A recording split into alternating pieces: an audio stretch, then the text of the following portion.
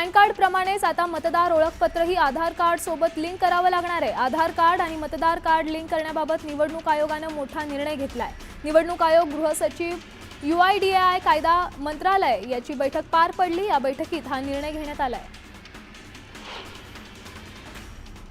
पुण्यात सावित्रीबाई फुले विद्यापीठातील मुलींच्या वसतिगृहात दारूच्या बाटल्या आणि सिगरेटची पाकिटं असलेले फोटो व्हिडिओ समोर आलेत।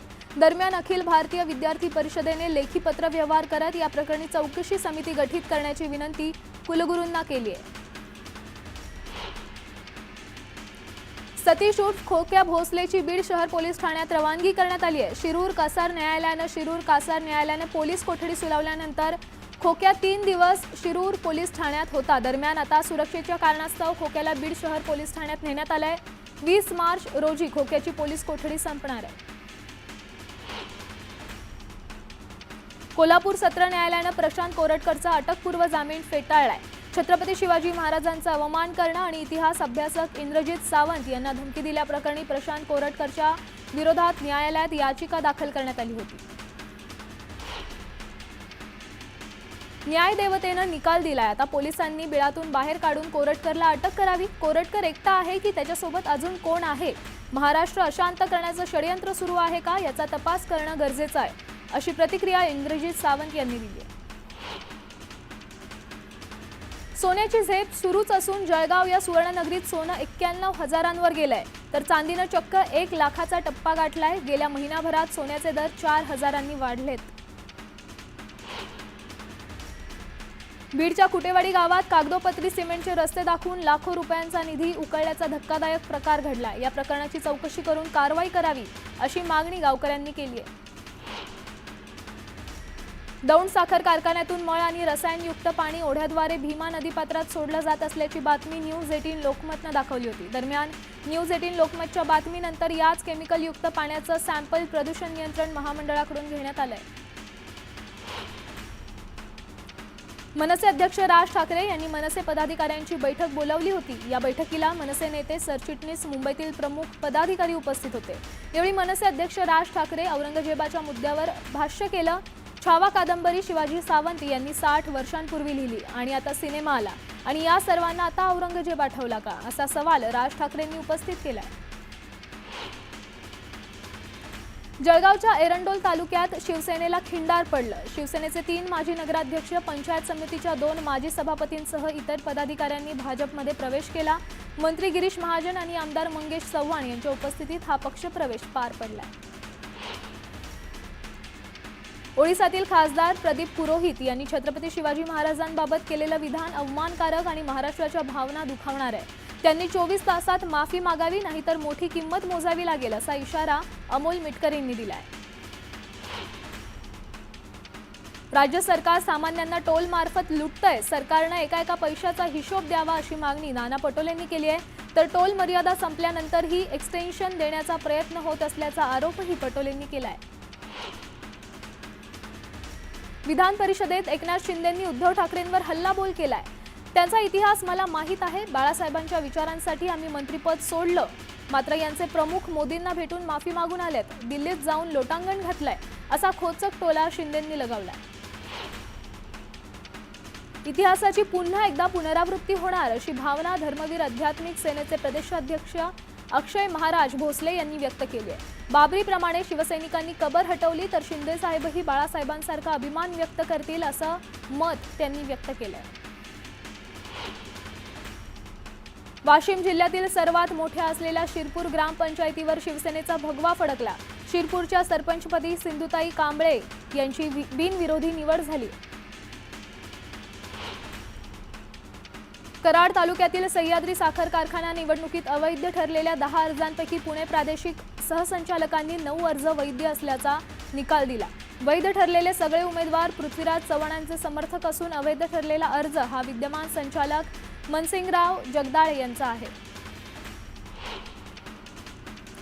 बांगलादेशी रोहिंग्या जन्म प्रमाणपत्र घोटाळ्याबाबत भाजप नेते किरीट सोमय्या अमरावती दौऱ्यावर होते। पोलीस अधीक्षकांसह बैठक घेत त्यांनी जिल्हाधिकारी सौरभ कटियार यांना लक्ष्य केलं।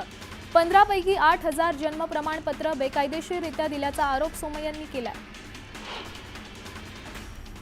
नागपूरच्या पोलीस आयुक्तांनी अधिकाऱ्यांची बैठक बोलावली होती। नागपूर हिंसाचार प्रकरणात कशा पद्धतीने कारवाई करता येईल याबाबत बैठकीत चर्चा झाल्याचं आयुक्त रवींद्र सिंघल यांनी स्पष्ट केलं। भीती नष्ट व्हावी यासाठी संवेदनशील भागात रूट मार्च काढत असून अफवांवर विश्वास ठेवू नका असं आश्वासन आयुक्तांनी केलंय। नागपूरमधील हिंसाचारात जखमी झालेले झोन 5 चे डीसीपी निकेतन कदम यांच्या रुग्णालयातून यांना डिस्चार्ज देण्यात आलाय। त्यांच्यावर कुऱ्हाडीने हल्ला करण्यात आला होता। दरम्यान डॉक्टरांनी कदमांना 15 दिवस विश्रांती घेण्याचा सल्ला दिला। नागपूरमधील दंगली प्रकरणात नागपूर पोलिसांनी आतापर्यंत 50 पेक्षा अधिक लोकांना ताब्यात घेतलंय, तर 5 जणांवर गुन्हा दाखल करण्यात आलाय। या दंगलीमध्ये विधी संघर्ष बालकाचाही समावेश आहे। या प्रकरणात स्फोटक पदार्थ बाळगल्याप्रकरणी देखील गुन्हा दाखल करण्यात आलाय। नागपूरमधील हिंसाचारात सगळ्यात आधी पेशने कुटुंबावर दगडफेक झाली। 200 पेक्षा अधिक तरुणांनी घरावर हल्ला चढवला। पेशने यांच्या घरी दगड, विटा आणि लोखंडी रॉड आढळून आला। या प्रसंगाबाबत सांगताना माधुरी पेशने यांच्या डोळ्यात पाणी आलं। नागपूर हिंसाचार प्रकरणात जखमी झालेल्या एका पोलीस अधिकाऱ्यावर आणि कर्मचाऱ्यावर न्यूएरा रुग्णालयात उपचार सुरू आहेत। दरम्यान अल्पसंख्याक आयोगाचे अध्यक्ष प्यारे खान यांनी या जखमी पोलिसाची भेट घेतली। हिंसाचाराच्या घटनेचा निषेध करत त्यांनी कारवाईची मागणी केली। नागपूरमध्ये झालेल्या दंगलीत गीतांजली टॉकीज परिसरातल्या 4 चाकी गॅरेजचं मोठं नुकसान झालंय। या गॅरेजमधील 8 ते 9 वाहनं फोडण्यात आली आहेत। नागपूरच्या महाल परिसरात झालेल्या राड्यात दगडफेकीत विटांचा वापर करण्यात आला। या परिसरात बऱ्याच घरांची कामं सुरू आहेत, त्यामुळे दगडफेकीत विटांचा वापर झाल्याचं समोर आलंय। छत्रपती संभाजीनगरचे जिल्हाधिकारी दिलीप स्वामी यांनी खुलताबाद येथील औरंगजेबाच्या कबरीची पाहणी केली। नागपूर दंगलीच्या पार्श्वभूमीवर कायदा आणि सुव्यवस्थेबाबत जिल्हाधिकाऱ्यांनी पाहणी करत शांतता राखण्याचं आवाहन केलंय। नागपुरातील हिंसाचाराची घटना सुनियोजित होती अशी प्रतिक्रिया नितेश राणेंनी दिली आहे। पोलिसांवर कुऱ्हाडीने हल्ला का केला, पोलिसांवर हल्ला करणं कोणत्या संविधानात लिहिलंय असा सवाल नितेश राणेंनी केलाय। तर सरकार म्हणून आम्ही गप्प बसणार नाही असं राणे म्हणाले। दंगल करणाऱ्यांची जात धर्म पाहणार नाही, कायदा हाती घेणाऱ्यांवर कारवाई होणारच, त्यांची गय केली जाणार नाही। हा हल्ला पूर्वनियोजित होता असा संशयही मुख्यमंत्री फडणवीसांनी व्यक्त केला। नागपुरातील हिंसाचारावरून मराठा आंदोलक मनोज जरांगे पाटील यांनी सरकारवर जोरदार टीका केली आहे। मुख्यमंत्री देवेंद्र फडणवीस यांनी औरंगजेबाची कबर काढण्यासाठी खुलताबादला यावं, मी स्वतः त्यांच्यासोबत जाईन असं जरांगे म्हणाले। नागपुरातील हल्ला हा कट रचून पूर्वनियोजन करून करण्यात आलेला होता। आंदोलकांकडे पेट्रोल बॉम्ब कुठून आले, त्यांना बॉम्बचा पुरवठा कोणी केला असा सवाल उपमुख्यमंत्री एकनाथ शिंदेंनी विचारला। हर्षवर्धन सपकाळांनी मुख्यमंत्री फडणवीसांची तुलना औरंगजेबासोबत केली होती। यावरून उपमुख्यमंत्री एकनाथ शिंदेंनी चांगलाच समाचार घेतला। हर्षवर्धन सपकाळ देशद्रोही आहेत, त्यांच्यावर देशद्रोहाचा गुन्हा दाखल करावा आणि त्यांनी जाहीर माफी मागावी अशी ही मागणी त्यांनी केली आहे। मी जे बोललो त्यावर ठाम आहे, मी माफी मागणार नाही अशी ठाम भूमिका काँग्रेस प्रदेशाध्यक्ष हर्षवर्धन सपकाळ यांनी घेतली आहे। मी देवेंद्र फडणवीसांची व्यक्ती म्हणून औरंगजेबासोबत तुलना केली नाही, कारभार म्हणून तुलना केली असं स्पष्टीकरण सपकाळांनी दिलंय। नागपुरातील दंगलीनंतर उद्धव ठाकरेंनी सरकारवर निशाणा साधलाय। हा जर पूर्वनियोजित कट होता तर गृह खात्याच्या ते कानावर का आलं नाही, गृह खातं झोपा काढत होतं का असा खोचक सवाल उद्धव ठाकरेंनी केलाय। ज्या शहरात मुख्यमंत्री आणि केंद्रीय मंत्री राहतात अशा शहरात हा प्रकार घडतो आणि पोलिसांना याबाबतची कल्पना नसते असं वक्तव्य जितेंद्र आव्हाडांनी केलंय। पोलिसांनी जर ती जळणारी चादर बाहेर काढली असती तर ही गोष्ट पुढे इतकी वाढलीच नसती असंही आव्हाड म्हणाले। महंत रामगिरी महाराजांनी औरंगजेबाची कबर काढण्यासाठी समर्थन दिलंय। छत्रपती संभाजी महाराजांची क्रूरपणे हत्या केली अशा क्रूर औरंगजेबाची कबर काढण्याची मागणी सुरू आहे, त्याला आमचं समर्थन आहे असं महंत रामगिरी महाराज म्हणाले। तर नागपूरमध्ये झालेल्या राडा पूर्वनियोजित असून तिथे दगड जमा करून दगडफेक करण्यात आली असं देखील रामगिरी महाराज म्हणाले।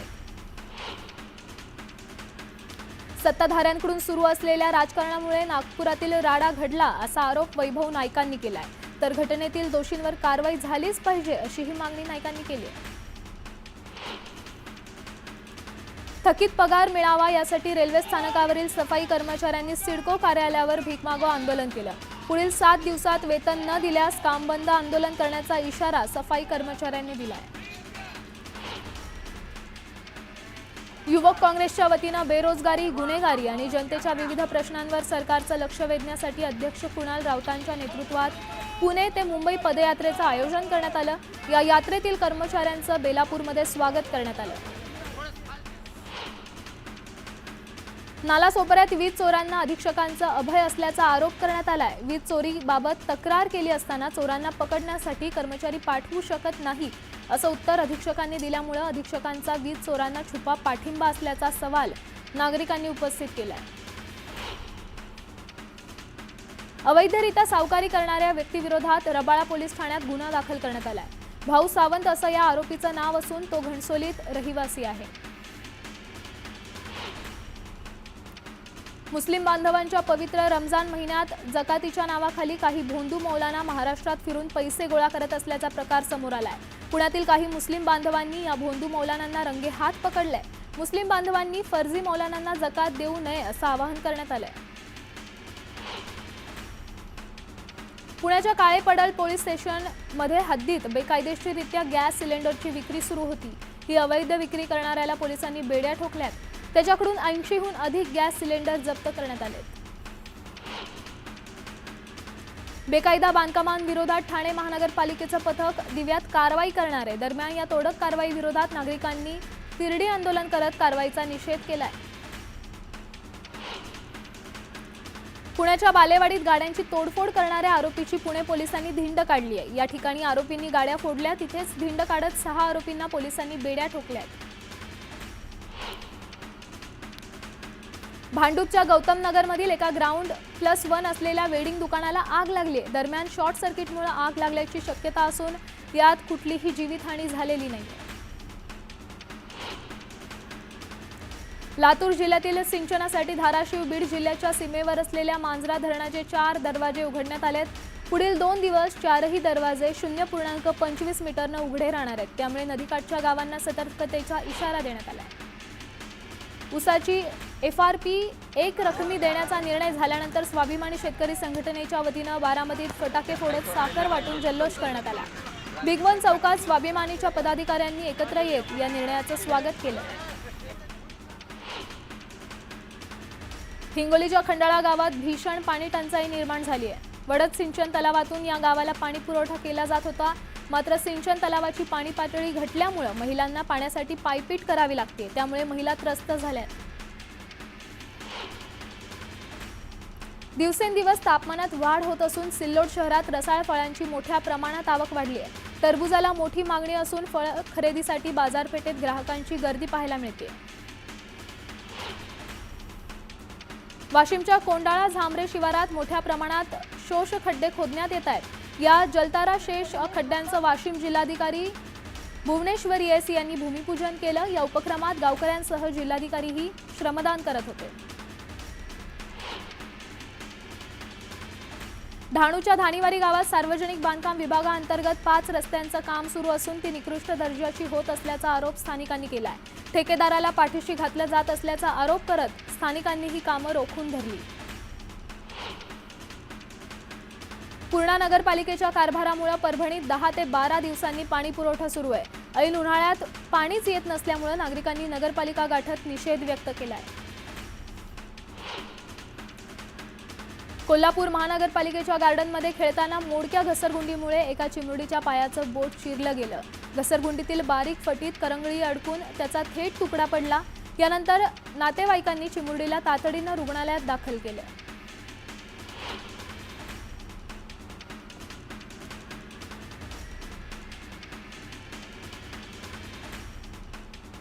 लातूर नांदेड महामार्गावरील नांदगाव फाटा दरम्यान अपघातांचा ब्लॅक स्पॉटवर प्रशासनाकडून लोखंडी बॅरिकेड्स लावण्यात आलेत। त्यामुळे नांदगावकडे जाणारी वाहतूक बंद झाली आहे। त्यामुळे रस्ता खुला करण्याच्या मागणीसाठी ग्रामस्थांनी ठिय्या आंदोलन केले। वाशिममधील सार्वजनिक बांधकाम विभागाच्या कारभाराविरोधात काँग्रेसच्या वतीनं लाक्षणिक उपोषण करण्यात आलं।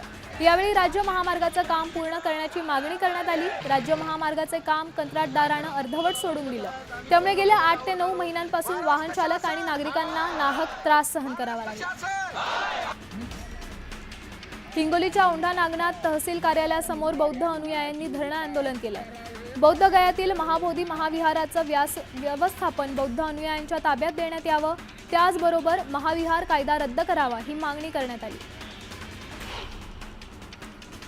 माथेरानमध्ये घोडेवाल्यांकडून पर्यटकांची दिशाभूल आणि फसवणूक केली जाते, याला आळा घालण्यासाठी माथेरानकरांनी प्रशासनाकडे पाठपुरावा केला, मात्र याला यश आलं नाही। त्यामुळे माथेरान बचाव संघर्ष समितीकडून माथेरान बंदची हाक देण्यात आली।